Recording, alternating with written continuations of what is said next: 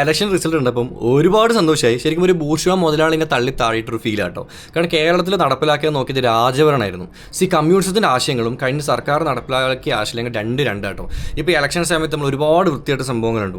ഈ ചില തങ്ങന്മാരൊക്കെ പേരിൽ മോർഫിംഗ് ഫോട്ടോ ഷെയർ ചെയ്യുക, ചില രാഷ്ട്രീയ പാർട്ടിയുടെ നേതാക്കന്മാർക്കെതിരെ പീഡനത്തിൻ്റെ പരാതി കാര്യങ്ങൾ, അതുപോലെ ചില ആൾക്കാർ സാമ്പത്തിക പ്രശ്നമായിട്ട് പാർട്ടീനെ പുറത്താക്കുക. എന്നുവെച്ചാൽ ആരും വേണ്ട, നമ്മൾ മതി, നമ്മളാണ് രാജാവ് എന്ന് തീരുമാനിച്ച ഒരുപറ്റം നേതാക്കന്മാർ കഴിഞ്ഞ മന്ത്രിസഭയിൽ ഉണ്ടായിരുന്നു. അവരൊക്കെ ജനങ്ങൾ വരച്ച് താഴെയിട്ടുണ്ട്. ഇപ്പോഴും മനസ്സിലാക്കണം, നമ്മൾ ജീവിക്കുന്നത് 1990 കാലഘട്ടത്തിലല്ല 2026.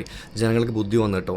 പണ്ട് എവിടെയോ നെഞ്ചും വിരിച്ച് പോയി കുറേ പാർട്ടിക്ക് കൊടി പിടിച്ച് എന്നും പറഞ്ഞിട്ട് ഇനിയും ഇലക്ഷൻ എന്ന് നിങ്ങൾ ആരും ജയിക്കാൻ പോകുന്നില്ല. അപ്പോൾ ഇനിയെങ്കിലും കമ്മ്യൂണിസ്റ്റ് പാർട്ടിക്കാർ ചെയ്യേണ്ടതെന്ന് വെച്ചാൽ അടുത്ത ഇലക്ഷനെങ്കിൽ ഈ തോലയുമ്പോൾ ആൾക്കാരെ ഒഴിവാക്കിയിട്ട് പുതിയ ആൾക്കാരെ കൊണ്ടുവരിക. അതാണ് ചെയ്യേണ്ടത്. കമ്മ്യൂണിസത്തിൻ്റെ ആശയങ്ങളല്ല ഇവർ നടപ്പിലാക്കുന്നത്. യഥാർത്ഥ കമ്മ്യൂണിസ്റ്റ് ഒരിക്കലും ഈ പറഞ്ഞ ഗവൺമെൻറ്റിന് വോട്ട് ചെയ്യില്ല.